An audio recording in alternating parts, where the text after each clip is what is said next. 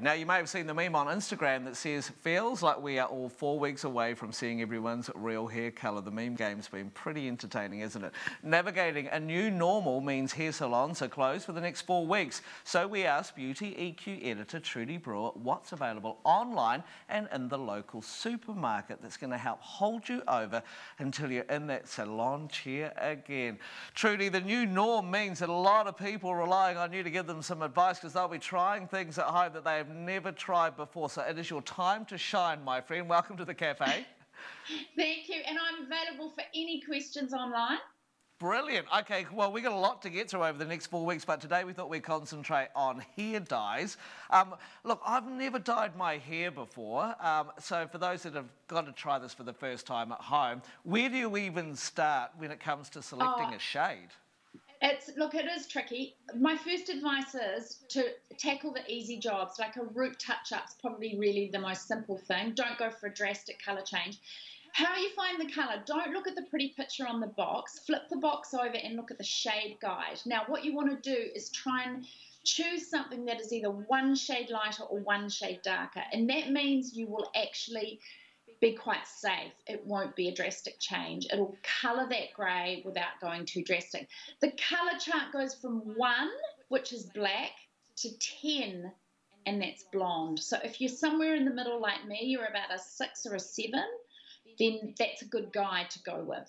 Okay, this is great advice. We've got the shade. What do you do next? I think you need to prep well, and make sure that you've got time on your side, and we will all have that over the next 4 weeks. So actually put some rubbish bags down on the white tiles on the bathroom floor. And what I do is if I've ever had to touch up my roots, which I have before, is just put a little bit of lip balm or Vaseline around the hairline because you don't want that telltale staining. And section your hair off. Don't just go with the bottle and put it on randomly. Make a cross in your hair, so from the forehead through to the back, and then either side of the ears, just behind the ears, and use some rubber bands or hair clips and section it off, and colour your hair section by section, starting at the back. Okay, brilliant. Because I guess, yes, the dye can do quite a lot of damage to stuff around you, including your skin, can't it? So this is good. The Vaseline tip I love. How do you actually do lip balm? If you don't have Vaseline, lip balm's good. Oh, good. Okay, cool. Lip balm. What if you don't? What if you need to do a strand test? How do you do that?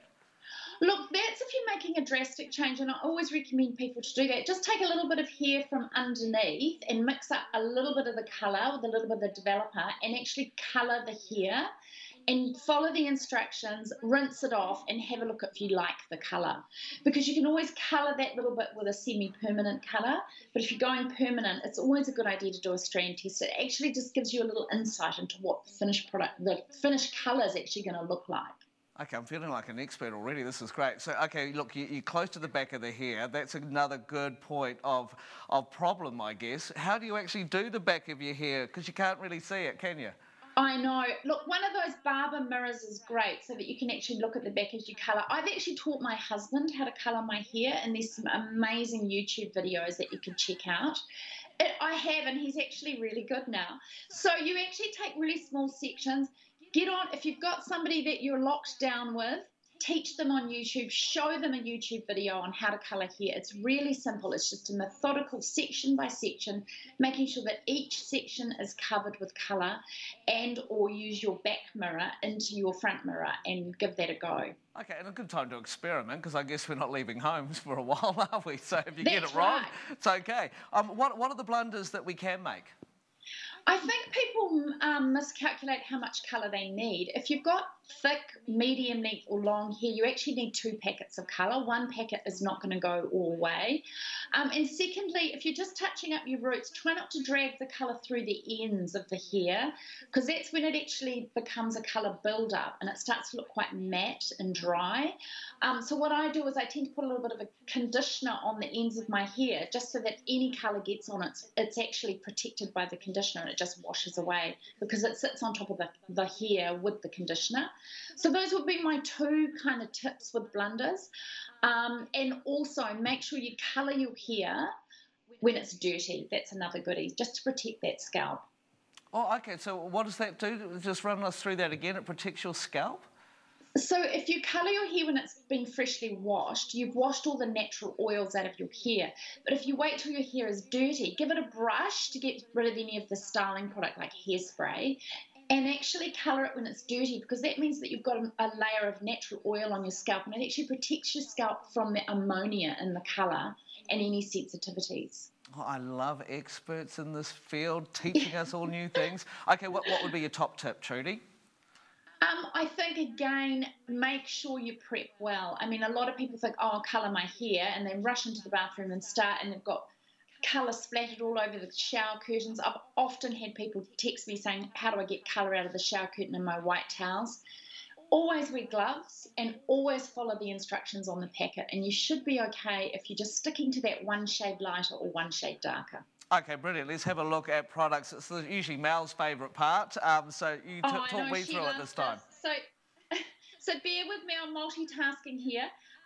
This is probably my favourite home hair colour. It's a salon colour at the pharmacy. So pharmacies are open during this lockdown. Life Pharmacy stocks this colour. It's called My Hairdresser.